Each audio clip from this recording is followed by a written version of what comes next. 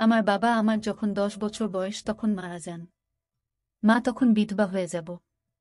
তারপর থেকে চাচা আমাদের বাড়িতে আসতো বাজার নিয়ে।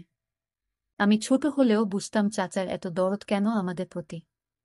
একদিন রাতের দৃশ্য দেখে আমার এমন মনে হলো যে আমি এ পৃথিবী ছেড়ে চলে যাই। তাহলে মূল গল্পটা বলি। আব্বা মারা যাবার 4 মাস না যেতেই হেলিম চাচার আমাদের বাড়িতে রোজ যাতায়াত শুরু হয়েছে। চাচা আসলেই মা ভাত বসাতেন বা চায়ের পানি চড়াত। চাচা আসার সময় হাতে করে বাজার নিয়ে আসত, ব্যাগ ভর্তি বাজার। মা ওনার হাত থেকে বাজারের ব্যাগ নিয়ে নরম কণ্ঠে বলে উঠতেন, ঘরে গিয়া বসেন, আমি চায়ের পানি চড়াই। মায়ের নরম কথায় হেলিম চাচা হাসি দিত। এ হাসির অর্থ আমার তখনও জানা ছিল না। বয়সটা কম আমার, 10 বছর হবে। সব জিনিস এতটা না বুঝলেও শুধু এতটুকু বুঝতাম হেলিম চাচা আমাদের সাহায্য করছেন। না হলে প্রতিদিন আমার জন্য লজেন্স আনবেই বা কেন? আমি বস্তির ওই ঘরটাতে থাকলে উনি আমার হাতে লজেন্স হাতে দিয়ে বলতেন, নে রাসেল, লজেন্স খা। আমিও হাসি মুখে লজেন্স নিয়ে বাইরে ছুটতাম। মা আমার দিকে তাকিয়ে থাকত। দুটো লজেন্স পেলে একটা ফাহিমকে দিতাম, আরেকটা আমি খেতাম। ফাহিম আমার বন্ধু। তার বয়স মাত্র 9 বছর। একটা থাকলে সমান সমান ভাগ করে খেতাম। ফাহিম আমার ছোটবেলার বন্ধু, অনেক ভালো বন্ধু। দিনের অনেকটা সময় আমরা স্টেশনে কাটাই, ভাঙড়ি জমাই, ট্রেন আসলে কুলির কাজ করি, কখনো কখনো বাদাম বুটো বেচি। এই স্টেশনে অনেকের সাথেই সখ্যতা, কিন্তু ফাহিমের সাথে সখ্যতা আমার ছোট থেকেই। ফাহিমের বাবা মা নেই, আমাদের বস্তিতে ওর বুড়ি নানির সাথে থাকে। রাসেল বলতে শুধু ওই বুড়ি নানিই সব। স্টেশনের পাশেই বস্তি। এ জীবন কেমন তা সভ্য জগতের মানুষের উপলব্ধি করা সম্ভব নয়। সভ্য সমাজ যা জানে তার ছিটে ফোটাও আমাদের সাথে মেলে কিনা সন্দেহ। হ্যাঁ, আমরা টোকাই, আমরা কুলি, আমরা ফেরিওয়ালা। আমরা সভ্য সমাজের মানুষের মতো অত শিক্ষিত নই। আমরা দুবেলা পেট পুড়ে খেতে পেলেই খুশি হই। আজকে ভাঙনি বেশি পাইনি। যা পেয়েছিলাম তা খুব কম। মহাজন টাকাও বেশি দেয়নি। 10 টাকা দিয়েছে। ফাহিমের সাদা মুখটা আজ কালো হয়ে গেছে। সেও বেশি কিছু পায়নি। বাড়িতে কি নিয়ে ফিরবে এটা ভেবে কষ্ট পাচ্ছে। কুলির কাজ করেও শান্তি পাই না। আমাদের দিয়ে কেউ কেউ কাজ করায় না, আমরা নাকি ছোট। আবার কেউ বড় বড় সুটকেস মাথায় চাপিয়ে 2 টাকা 3 টাকা দিয়ে চলে যায়। এরাই তো সভ্য সমাজের মানুষ।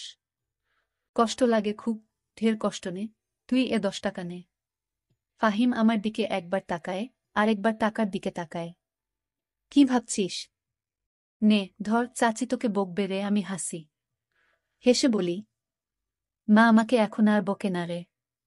ওই হেলিম চাচা আছে না, উনি আমাদের ব্যাগ ভর্তি করে বাজার করে দেয়।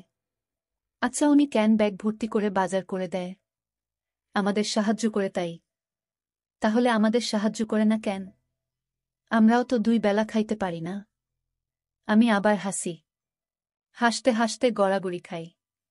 তারপর বলি, আচ্ছা হেলিম চাচাকে বলবো, তোরেও যেন সাহায্য করে। কেমন? এবার টাকাটা ধর, চল বাড়ি যাই। ফাহিম টাকাটা হাতে নেয়। তারপর দুজনে ট্রেন লাইন ধরে বস্তির দিকে হাঁটা দেই। বস্তিতে ফিরেই দেখলাম ঘরের দরজা দেয়া। ঘরটা তো ছোট, আর একটাই ঘর। মা আর আমি মেঝেতে বিছানা করে ঘুমাই। আমাদের খাট নেই তাই। মা আমাকে কাছে নিয়ে এখনো ঘুমায়। আব্বা থাকতেও আমাদের কষ্ট হতো, কিন্তু এতটা না। আব্বা আর মা দুপাশে ঘুমাতো, আর আমি মাঝখানে। কি শান্তির ঘুম! এখনো আমি বিছানায় শান্তিতে ঘুমাই। তবে আমি বুঝতে পারি মা অনেক রাত পর্যন্ত ঘুমায় না। চেয়াখের জল ফেলে। মায়ের চোখের জল মাঝে মাঝে আমার মাথা স্পর্শ করে। আমি ঘুমের ভান করে থাকি। আব্বাকে হারানোর পর মা কেমন যেন হয়ে গেছে। তবে ইদানিং মাকে একটু ফুরফুরে মনে হয়। যবে থেকে হেলিম চাচা আমাদের বাড়িতে যাতায়াত করে তবে থেকে। আব্বা মারা যাওয়ার পর মা তেমন সাজগোছু করত না।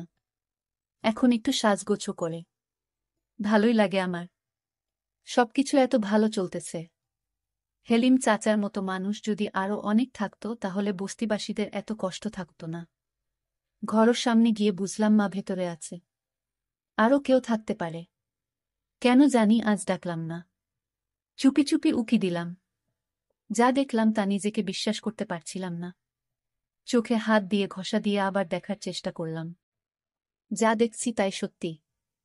মায়ের সাথে হেলিম চাচা ঘরে বসে গল্প করছে। মনে হচ্ছে তারা দুজন কত দিনের চেনা। আমি ধরাত করে বসে পড়লাম। হঠাৎ আমার মুখটা দেখে ফেলে আমার মা। তারপর আমি জানালা থেকে দৌড়ে পালিয়ে গেলাম। তারপর কতক্ষণ বাইরে বসেছিলাম আমার মনে নেই। তখনও হেলিম চাচা ঘর থেকে বের হয়নি। মা আর হেলিম চাচা তারা ঘরের ভিতর এতক্ষণ কি করছে? আমার কাছে হেলিম চাচাকে একটু অন্যরকম মনে হচ্ছে। আমি চিন্তা করলাম একদিন আমি জানব হেলিম চাচা কেন আমাদের এত সাহায্য করে। এর পিছনে অবশ্যই কোনো কারণ লুকিয়ে আছে। হেলিম চাচা একজন কেপ্টে প্রকৃতির মানুষ। খুব হিসাবী একজন মানুষ। একটা টাকা কই যায় সে অক্ষরে অক্ষরে হিসেব করে। আর সেই লোক কিনা আমাদের প্রতিদিন ব্যাগ ভরে বাজার করে দেয়। এর পিছনে কারণ তো অবশ্যই আছে। হেলিম চাচা মায়ের কাছে কি চায় এটা আমার জানতে হবে। এসব ভাবতে ভাবতেই ফাহিমের ডাকে আমি তার দিকে তাকালাম। অস্ফুটভাবে বললাম, যাবি না? কোথায়? ট্রেন আইতাছে। আমি উঠলাম। বললাম, তুই সামনে যা, আমি আইতাছি। আচ্ছা। ফাহিম এগিয়ে গেল। আমি আরেকবার ঘরে উকি দিলাম। শুয়ে থেকে দুজন যেন কি পরামর্শ করছে। চুপচাপ আমি ফাহিমকে অনুসরণ করতে লাগলাম। কয়েকটা ব্যাগ ধরতে পারলে ফাহিমের আজকের খাওয়াটা হয়তো হয়ে যাবে। আমার না খেলেও চলবে। যা দেখলাম তাতে পেটের ক্ষুধা মিটে গেছে। নিজের প্রতি প্রচণ্ড রাগ হতে শুরু হলো। কেন উকি দিলাম? না দেয়াই তো ভালো ছিল। কেন এত তাড়াতাড়ি ফিরলাম ঘুরতে? এত তাড়াতাড়ি না আসাই তো ভালো ছিল। মনে মনে কপাল চাপড়াতে থাকলাম। সুখের পৃথিবীতে মেঘের ঘনঘটা। রাতে ঘুরতে ফিরে দেখলাম গোস্তের সুগন্ধ ছড়াচ্ছে। আজকের ঘটনার পর আমি বুঝতে পারলাম এ সুগন্ধ নয়, দুর্গন্ধ ছড়াচ্ছে। আমার ভীষণ বমি পাচ্ছিল। নিজেকে ঠিক রেখে ঘুরতে ঢুকলাম। হেলিম চাচা চলে গেছে। হেলিম চাচা যেখানে বসেছিল সেই জায়গাটা দেখে আমার খুব খারাপ লাগছে। মা পেছন থেকে ডাকে, রাসেল, কি রে বাপ? কি হয়েছে তোর? আমি কোনো কথা না বলে চুপ থাকি। মা আবার আমাকে জিজ্ঞেস করে, কথা কস না কেন রাসেল? কি হয়েছে? আমি এবার বললাম, গোস্ত পাইলা কই মা? মা হাসে উত্তর দেয়, তোর হেলিম চাচা দিয়ে গেছে। হেলিম চাচা শুধু আমাগরে কেন দেয়? বস্তিতে আরও মেলা মানুষ আছে তো তাগরে দেয় না, খালি আমাগো দেয় কেন মা? আমার এর প্রশ্ন শুনে মা হতভম্ব হয়ে যায়। হয়তো মনে মনে ভাবে এ কোনো রাসেলকে দেখছি। কও মা, চুপ থাকিস না। মা বলে, তোর এত কথার উত্তর দিবার পামু না। যা গায়ে পানি দিয়া আয়। আমি দাঁড়িয়ে থাকি। নড়াচড়া করি না। আব্বা মারা যাবার পর আমরা হয়তো খারাপ অবস্থায় ছিলাম, কিন্তু না খেয়েছিলাম না। মানুষের অবহেলা পেলেও আরেকবার ঠিকই পেটের অর্ধেকটা পূরণ হতো। কি হলো, যা। দাঁড়াই আছিস যে? মায়ের কথায় আমি কলের দিকে হাঁটা দিলাম। খেতে বসলাম। মুখটা ভার হয়ে আছে। সামনে গরুর গোস্ত, ডাল আর ভর্তা। আমি শুধু ডাল আর ভর্তা নিলাম। মা অবাক হয়ে জিজ্ঞেস করল, গোস্ত নিলি না বাপ? আমি স্বাভাবিকভাবে বললাম, না মা। কেন? তোর না গরুর গোস্ত মেলা পছন্দের। সেই জন্য তোর হেলিম চাচাকে গোস্ত আনতে কইছিলাম। নে খা, আমি দিতেছি। মা গোস্ত দেওয়ার জন্য চামচে গোস্ত তুলে আমার পাতের দিকে ধরল। আমি প্লেটটা সরালাম। কি হইল বাপ? নে না মা, খামু না। আইজ ভাল লাগতাছে না। কি হইছে তোর? আইজ এমন করতাছস কেন? জ্বর আসছে নাকি? দেখি। মা আমার দিকে হাত বাড়ায়, আমি হাত সরিয়ে দেই। মা, তুমি আমায় ধরবে না। মা, হেলিম চাচারে আর গোস্ত আনতে কইও না। আমার ভাল লাগে না গোস্ত। আমার আজকের কথাবার্তা শুনে মা কিছুটা অবাকই হয়েছে। আমি তার দিকে তাকাইনি। শুধু ডাল আর ভর্তা দিয়ে চুপচাপ ভাত খেয়ে শুয়ে পড়লাম। আমি গোস্ত খেলাম না বলে মাও খেল না। আমার পাশে শুয়ে পড়ল। আজকে আমাকে আর মায়ের ঘরে থাকতে দিল না। কইলেও না করে দিতাম। সারা রাত আমার চোখে ঘুম নেই। শুধু হেলিম চাচা আর মায়ের জন্য বাজার আরও কত কিনিয়ে আসে। আমি এর মানে বুঝতে পারলাম না। আমার বয়স 10 হলে কি হবে? আমি তো কিছু হলেও বুঝি। এমন না যে আমি কিছুই বুঝি না।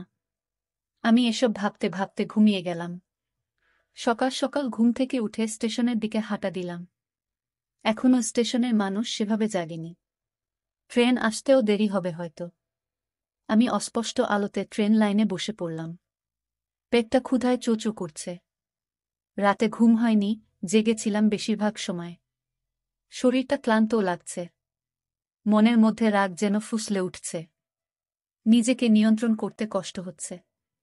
আস্তে আস্তে রোদ উঠছে। দু একজন করে লোকের আনাগোনা চলছে। রোদের ঝিলিক গায়ে লাগতেই অসম্ভব ভালো লাগা কাজ করছে। গতকাল ওই ঘটনার পর এই প্রথম ভালো লাগছে। হঠাৎ কার যেন স্পর্শ অনুভব করলাম। পেছনে ফিরে তাকালাম। মা! কি রে বাপ, সকাল সকাল এখানে কি করস? এ কথা বলে মা আমার পাশে বসে পড়ল। আমি নিজেকে নিয়ন্ত্রণ করার চেষ্টা করছি, যাতে মা কিছু বুঝতে না পারে। কে যেন বলেছিল, মা খারাপ হলেও সে মা। মায়েদের কাছে তাদের সন্তানরা রাজপুত্র। আমি জানি মা আমাকে কতটা কষ্ট করে মানুষ করছেন। হঠাৎ বাবার মৃত্যুটা আমাদের ভীষণভাবে কষ্ট দিয়েছে। মাকে আমি ভালোবাসি, খুব ভালোবাসি। আমি মায়ের দিকে তাকালাম। সকাল সকাল ঘুম ভাঙল তাই এইখানে বইসা আছি। তুই এইখানে কি করিস মা? মা হেসে বলল, তোকে বিছানায় পাইলাম না। ভাবলাম কই গেল পোলাটা। কই আর জামু মা? আমার তো যাওনের জায়গা নাই। মা আমাকে জড়িয়ে ধরে হুহু করে কেঁদে উঠল। বলল, এমন কথা কইস বা বাপ? তুই যে আমার বাপ। আমার বাপ মরার পর তুই আমার সব, আমার দুনিয়া। মা তুই বাড়িতে যা। ট্রেন আইতাছে। দেখি কেউ কাম দেয় কি না। মা আমাকে ছেড়ে দিয়ে বলল, তাড়াতাড়ি বাড়ি আয় বাপ। চাল ভেজে চা করি। আচ্ছা মা। মা চলে গেল। আমার মনটাও নরম হয়ে গেল। মা তো মাই হয়, মায়ের কাছে দুনিয়ার সব কিছু মিথ্যা। মা এমনই একজন যার মুখের দিকে তাকালে সব কষ্ট যন্ত্রণা ভোলা যায়। ট্রেন আসলো। আমি দৌড়ে গেলাম। যাত্রী আছে কিছু। কয়েকজন ভদ্রলোক নামছে। আমি এগিয়ে গেলাম। স্যার, সুটকেস, ব্যাগ ধরতে হইব। কালো কোট প্যান্ট পরা লোকটা বলে উঠল, পারবি তুই? অনেক ওজন কিন্তু। আমি হেসে বললাম, পারমু স্যার। এটাই তো আমার কাম। আমার কথা শুনে সুটকেসটা মাথায় তুলে দিল। আরেক হাতে আরেকটা ব্যাগ। আমি ওনাদের সাথে সাথে যাচ্ছি। স্টেশন থেকে বেরিয়ে দেখলাম একটা গাড়ি, 4 চাকার গাড়ি। খুব সম্ভবত সাহেবদেরকে নিয়ে যাওয়ার জন্য এসেছে। এখানে রাখ। আমি দাঁড়িয়ে পড়লাম। আমার মাথা থেকে সুটকেসটা নামিয়ে নিয়ে বলল, নাম কি তোর? রাসেল। দারুণ তো। কয় টাকা দেয়া লাগবে? বিসমিল্লাহতে আপনি আইছেন, যা দেবেন তাই নিমু। লোকটা হাসল। হেসে বলল, যা দিব তাই? জি স্যার। একটা 5 টাকার কয়েন দিয়ে বলল, চলবে তো? আমি মনে মনে লজ্জা পেলাম। লোকটা হয়তো বুঝতে পারল। আমার হাত থেকে কয়েনটা নিয়ে 50 টাকার একটা নোট দিয়ে বলল, নে, এটা রাখ স্যার, আমার কাছে তো ভাঙতি নাই। পুরোটাই রাখ। আর কখনো বলবি না যা দেবেন তাই নেব। না হলে ঠকবি। বুঝলি? আমার মাথা নাড়ালাম।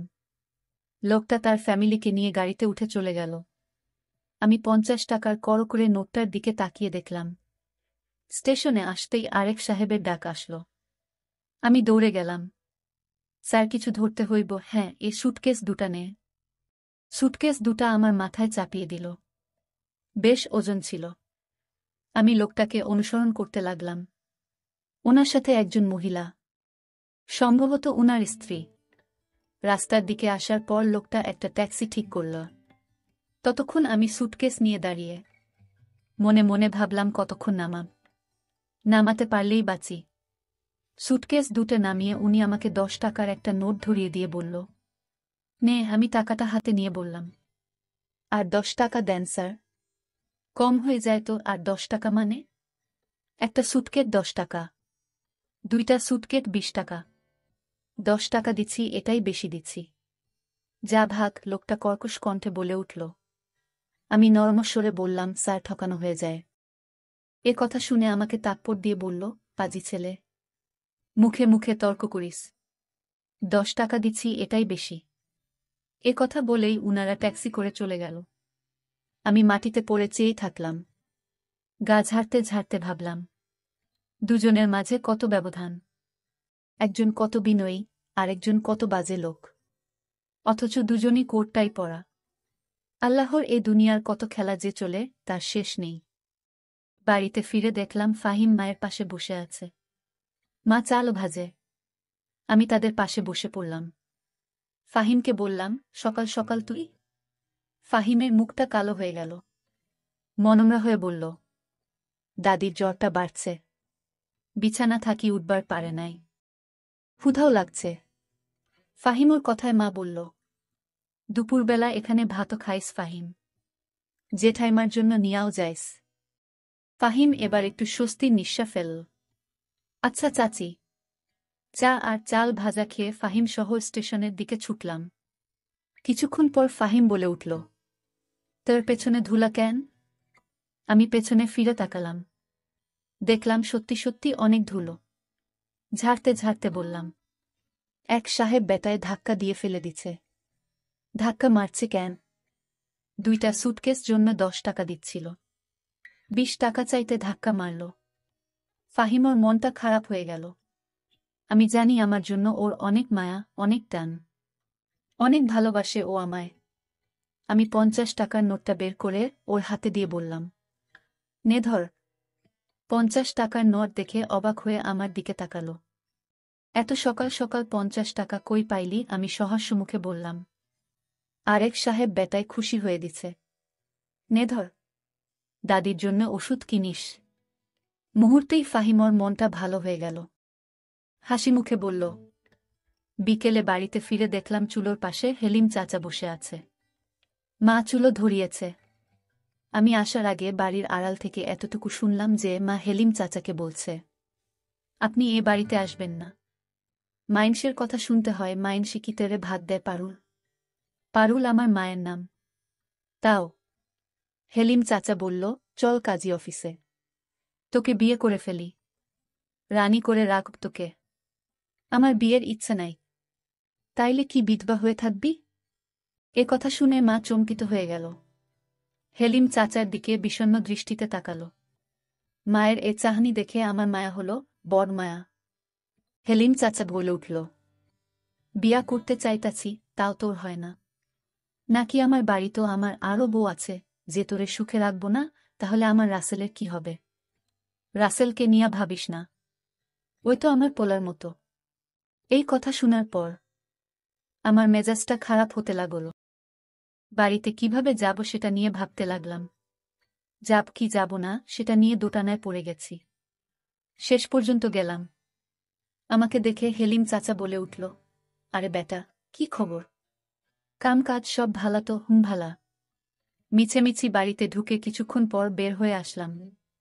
বাইরে লোকটা মায়ের সাথে তার ব্যবসা নিয়ে কথা বলছিল। আমি জানি, আমি না থাকলে অন্য কথা বলতো। এখন বাজে লোক মনে হয় তাকে।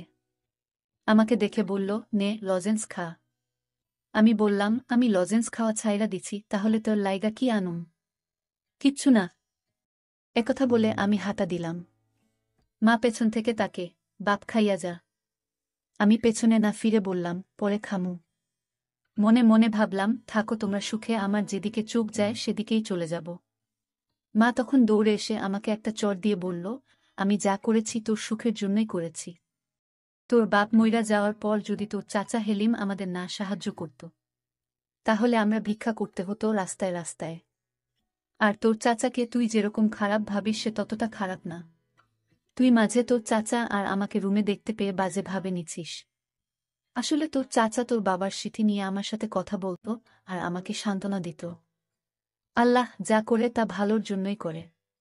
তোর হেলিম চাচা আমাদের পাশে না থাকলে যে আমাদের কি হতো? বাপ তুই রাগ করিস না। হেলিম চাচা বলল, ঠিক আছে ছেলে, যেহেতু চায় না আমি তোমাদের সাহায্য করি, তাহলে আমি আর আসব না।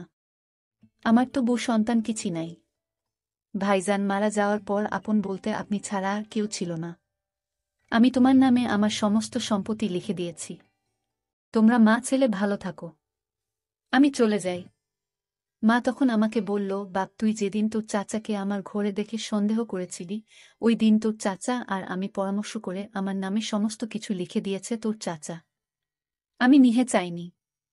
তোর চাচা বলল, আপনি আর রাসেল ছাড়া কে আছে আমার? আমি আপনার নামে সমস্ত সম্পত্তি লিখে দিলাম। আর তোর চাচা তো তোর বাপের আপন ভাই। তাহলে তার সাহায্যে পেলে ক্ষতি কি? চাচা তো বাপের সমতুল্যই। তুই আমাদের যেরকম ভাবছিস আমরা আসলে তেমন না, এটা তোর ভুল ধারণা বাপ। আমি কোনো পাপ করিনি।